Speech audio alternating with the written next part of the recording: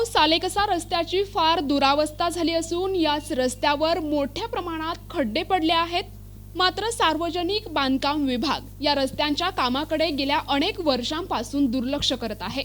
त्यामुळे सार्वजनिक बांधकाम विभाग आणि लोकप्रतिनिधी यांनी पुढे येऊन हा रस्ता दुरुस्त करावा अशी मागणी सर्वसामान्य नागरिकांकडून होत आहे। आमगाव सालेकसा रस्त्याची फार दुरावस्था झाली असून या रस्त्यावर मोठ्या प्रमाणात खड्डे पडले आहेत। हा रस्ता मध्य प्रदेश आणि छत्तीसगड राज्याला जोडणारा रस्ता असल्यामुळे या रस्त्यावर मोठ्या प्रमाणात हजारो वाहने नागरिक याच रस्त्यावरून ये-जा करतात। तसेच अनेक शाळकरी मुले देखील शिक्षणासाठी याच रस्त्याचा वापर करतात।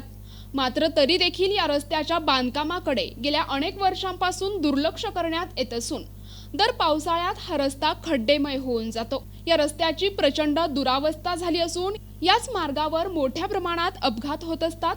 परंतु या मार्गाच्या दुरुस्तीकडे सार्वजनिक बांधकाम विभाग दुर्लक्ष करत असून हा महत्त्वाचा मार्ग असून देखील या मार्गाची दयनीय अवस्था झाली आहे। त्यामुळे त्रस्त नागरिकांनी हा रस्ता लवकरात लवकर दुरुस्त करावा अशी मागणी केली आहे।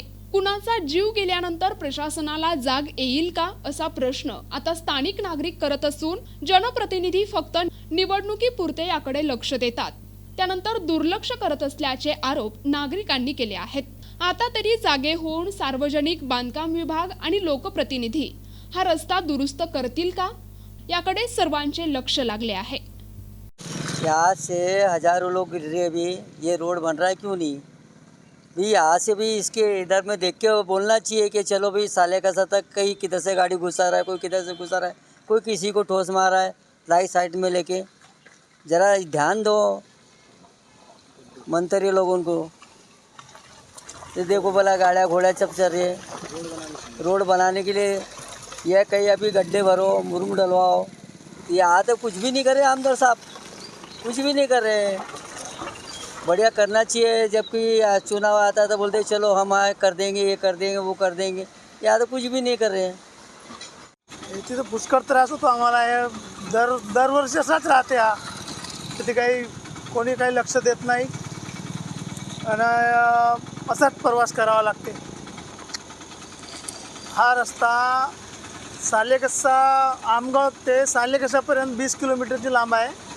तर दरवर्षी असाच राहते, असाच बारिश पाण्यामुळे असा त्रास होतो आम्हाला जायला। इथून आमची गाड्या खराब होतात, काही अपघात होतात। इथे कोणी लक्ष देत नाही। कोणी मागणी आता अशी आहे आमची, कोणी पण लक्ष नाही देत ना, निवडून जातात इथून, असेच होतात ते। क्या है कि पूरे बच्चे जो है, बच्चे बोलो स्टूडेंट बोलो, बहुत से बच्चे यहाँ से बाइक से जाते हैं, कोई ट्रैवलिंग करते हैं, सब सारी बातें हैं। तो कोई बच्चे गिर गया, किसी एक्सीडेंट हो रहा है, सब सारी बातें। इतने गड्ढे कि ये अभी 8 महीने हो गए या 9 महीने हो गए लगभग, इसको डेवलप नहीं किया गया है रोड को।